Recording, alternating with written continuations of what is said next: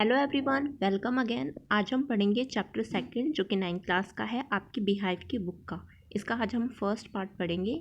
इवलियन Glennie listen to sound without hearing it, उसके बारे में ये चैप्टर है। और चलिए अपने चैप्टर को स्टार्ट करते हैं। अब इससे पहले before you read the sound of the music, इस चैप्टर का नाम है, यानी कि म्यूज़िक के बारे में है, साउंड कैसी होती है म्यूज़िक की, उस चैप्टर पे ये बेस्ड है हमारी जो चैप्टर है हमारा। तो स्टार्ट करते हैं अपना chapter. Rush hour crowds jostle for position on the underground train platform. व्यस्त समय की भीड़ भूमिगत ट्रेन प्लेटफॉर्म पर अपना स्थान बनाने के लिए धक्का मुक्की कर रही है। अब देखो, व्यस्त समय की भीड़, अब भीड़ होती है प्लेटफॉर्म पर, हमेशा भीड़ होती है और वहाँ पे धक्का मुक्की कर रहे हैं सब एक दूसरे को, ताकि वो उनको जगह मिल जाए। A slight girl looking younger than her 17 years. एक स्लाइड गर्ल, वहाँ पे एक स्लाइड गर्ल है, स्मॉल एंड थिन जिसको कहते हैं, तो 70 वर्ष की आयु से भी छोटी दिखाई देने वाली एक छोटी व पतली सी लड़की घबराई हुई वहाँ खड़ी हुई थी, वहाँ पे खड़ी हुई थी। Was nervous yet excited as she felt the vibration of the approaching train. वो बहुत ज़्यादा नर्वस थी, उसे मतलब थोड़ा बहुत घबराहट भी हो रही थी क्योंकि वो घबराई हुई थी, वहाँ खड़ी हुई थी। किंतु जैसे ही उसने समीप पाती हुई अपनी ट्रेन के वाइब्रेशन को महसूस किया, वह बहुत ज़्यादा एक्साइटमेंट हो गई, उसको बहुत ज़्यादा एक्साइटमेंट हुई जब उसने ट्रेन को देखा। जब उसकी वाइब्रेशन आती है, जब ट्रेन प्लेटफॉर्म पे आती है तो वाइब्रेशन आती है उस समय पे, और उसने देख करके वो बहुत ज़्यादा एक्साइट हो गई। It was her first day at the prestigious Royal Academy of Music in London, and daunting enough for any teenager fresh from a Scottish farm. अब ये क्या था, लंदन की प्रतिष्ठित रॉयल अकादमी ऑफ म्यूज़िक के लिए उसका प्रथम दिन था।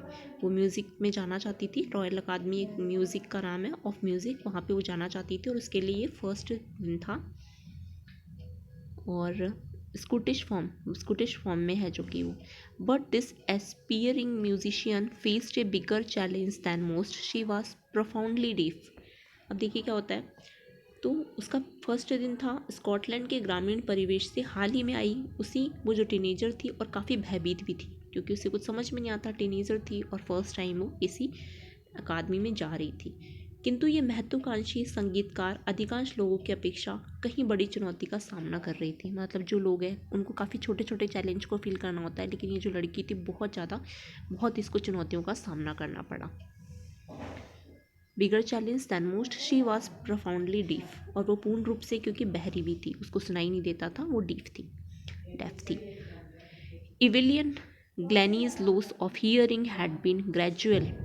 जो एविलिन ग्लैनी थे कि श्रवण शक्ति का ह्रास धीरे धीरे हुआ था, ये नाम है उसका। और उसकी जो श्रवण शक्ति थी, जो सुनने की शक्ति थी, उसका ह्रास मतलब उसमें कमी थोड़ी धीरे धीरे हुई थी। Her mother remembers noticing smiling was wrong when the 8-year-old Evelyn was waiting to play the piano. उसकी माँ को याद है जब उसने 8 वर्ष एविलियन को पियानो बजाने के लिए इंतज़ार करते समय कुछ गड़बड़ महसूस की। मतलब उसकी माँ को कब पता चल रही थी ये बात कि वो थोड़ी सी डेफ हो गई है, उसको सुनाई कम देने लग गया, जब उसकी एज है ना 8 साल की थी जब वो, तब उसकी मदर को ये बात पता चली थी। They called her name and she didn't move. उसने उसके नाम से बुलाया था, जो उसकी मदर है, उसने अपनी बेटी को अपने नाम से बुलाया था, लेकिन उसने बिल्कुल भी मूव नहीं किया था। I suddenly realised she had not heard. तब उसे अचानक से पता चला था कि उसकी जो बेटी है एविलिन ग्लैनी, उसको सुनाई नहीं देता है।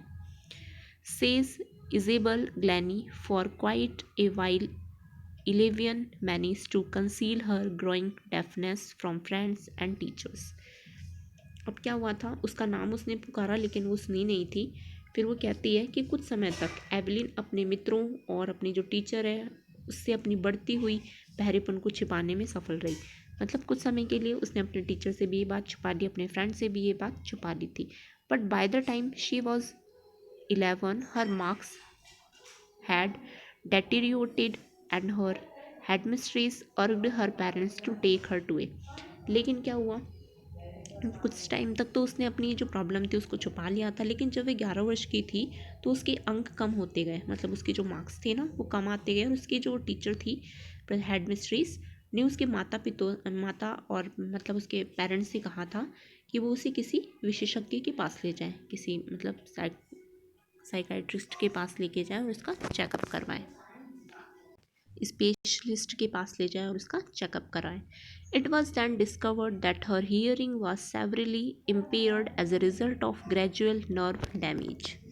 अब क्या हुआ था कि तब उनको पता चला कि उसकी स्नायुविक तंत्रिका होती है कि क्रमिक क्षति के परिणाम स्वरूप, मतलब उसमें कोई प्रॉब्लम थी, कोई उसे हार्स हुआ था, उसकी शक्ति के कारण ही उसकी जो सुनने की शक्ति है वो खराब हो गई थी, यानी उसको सुनाई कम देता था, उसके अंदर कोई ऐसी प्रॉब्लम थी तंत्रिका तंत्र में जिसकी वजह से उसको सुनाई नहीं देता था। They were advised that she should be fitted with hearing aids and sent to a school for the deaf. उन्हें सलाह भी दी गई थी कि उसे श्रवण यंत्र लगाया जाए, जो कानों में मशीन होती है ना, ईयर में पहने जाने वाले जो इंस्ट्रूमेंट होते हैं, उससे उस बच्चों को सुनाई देता है। तो उन्होंने सलाह दी कि इसे ये लगा दिया जाए और किसी जो मूक बधिर विद्यालय स्कूल है जहाँ पे ऐसे बच्चे पढ़ते हैं वहाँ पे उसे भेजा जाए।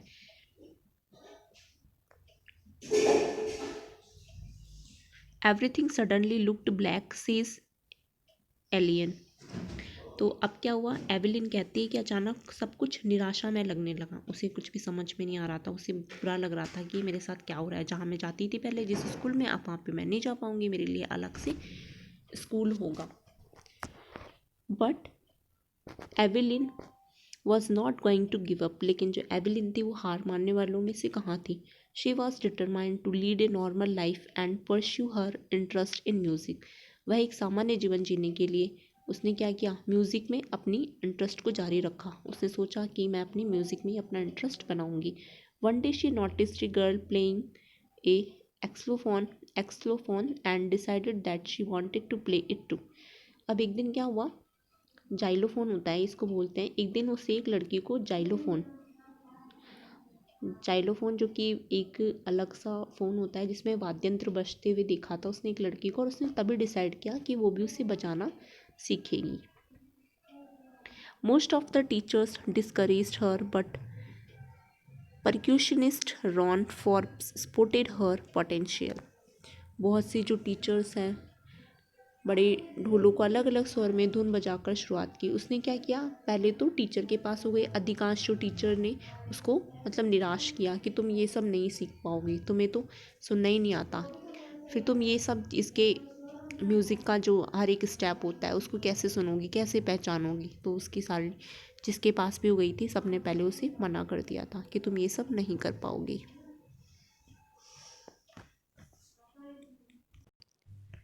He began by turning two large drums to different notes.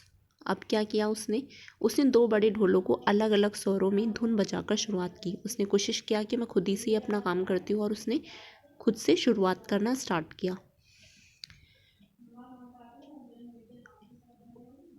Don't listen through your ears, अपने कानों से मत सुनो। अब वहाँ पे एक टीचर था, उसने उसकी हेल्प करी, उसने बोला चलो ठीक है मैं तुम्हें सिखा दूंगा, तो तुम पहले जो ड्रम है उसकी म्यूज़िक को सुनने की कोशिश करो। He would say try to sense it some other way. उसने कहा, एवलिन से कहा कि तुम इसे अदर तरीके से, अदर वे से इसको बजाना स्टार्ट करो और तुम पूरी कोशिश करो तुम इसे बजा लोगी। वह कहता है इसे अन्य प्रकार से महसूस करने की कोशिश करो। Says Evelyn, suddenly I realized I could feel the higher drum from the waist up and the lower one from the waist down. अब उसने क्या किया, एवेलिन कहती है अचानक मुझे महसूस हुआ, एवेलिन क्या कहती है कि अचानक मुझे महसूस हुआ कि मैंने ऊंचे स्वर थे वाले ढोल को कमर के ऊपर व नीचे स्वर वाले ढोल को कमर से नीचे अनुभव किया। अब उसे थोड़ा थोड़ा वाइब्रेशन होता है तो वो उस चीज़ को फील करने लग जाती है, तो उसने ऐसा ही उसे फील किया था। Forbes repeated the exercise and soon Evelyn discovered that she could sense certain knots in different parts of her body. Forbes ने इस अध्याय को दोहराया, वापस इस चीज़ को रिपीट की, और शीघ्र ही एवलिन को पता चल गया कि वह कुछ विशेष स्वरों को अपने शरीर के भिन्न भिन्न भागों में महसूस कर सकती थी। उसे पता चल गया था कि ये इसकी वाइब्रेशन को अलग अलग पार्ट में अपनी बॉडी के वहाँ पे इसे फील कर सकती थी।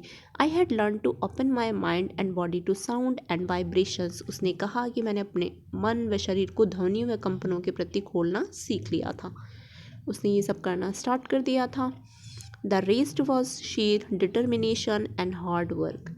उसने उस समय के बाद कभी पीछे मुड़कर नहीं देखा और उसने क्या किया था, दृढ़ संकल्प और कठोर परिश्रम ही उसने करना स्टार्ट किया था।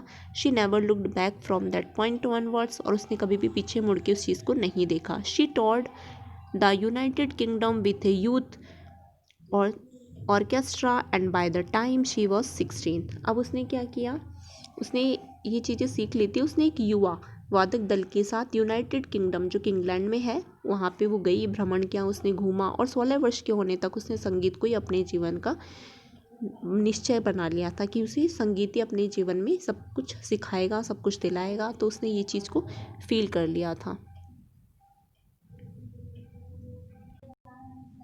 She auditioned for the Royal Academy of Music and scored one of the highest mark in the history of the Academy. उसने रॉयल अकादमी ऑफ म्यूज़िक के लिए ध्वनि परीक्षण दिया और अकादमी के इतिहास में सर्वोच्च अंकों में से एक का स्तर प्राप्त किया। मतलब वो फर्स्ट आई थी जब उसने ये अपने इससे म्यूज़िक को मतलब दिखाया था, उसके बाद में वो फर्स्ट रैंक पे आई थी।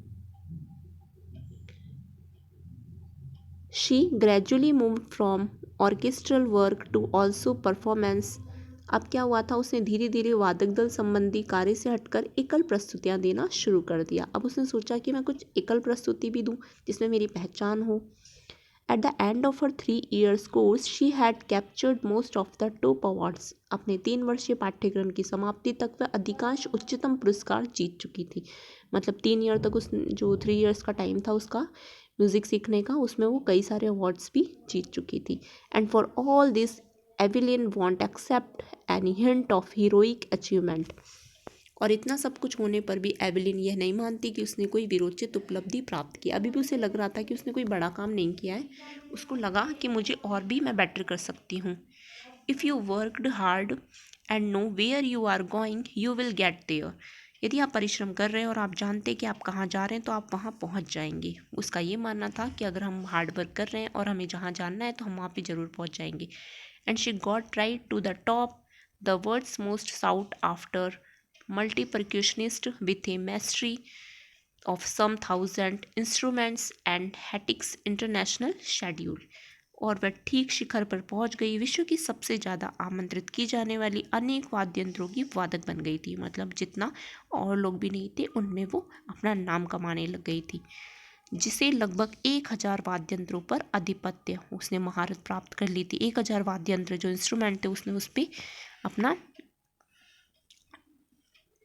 महारत प्राप्त कर लिया था। और उसका अति व्यस्त अंतर्राष्ट्रीय जो इंटरनेशनल कार्यक्रम रहता था, इंटरनेशनल परफॉर्मेंस देने लग गई थी। अब वो श्रवण शक्ति के बिना, अब देखो क्या होता है, it is interviewing to watch Evelyn function so effortlessly without hearing. श्रवण शक्ति के बिना मतलब जब वो सुनने में थोड़ी उसको कमी थी तो उसकी सहजता से काम करते हुए एविलिन को देखना रोमांचक है। हमारी 2 घंटे की चर्चा में एक शब्द भी नहीं चुकी। इन our 2 hours discussion she never missed a word. Man with bushy beards give me trouble. She laughed. घनी दाढ़ी वाले लोगों से मुझे कुछ तकलीफ होती है, उसने ऐसा कहा। She laughed.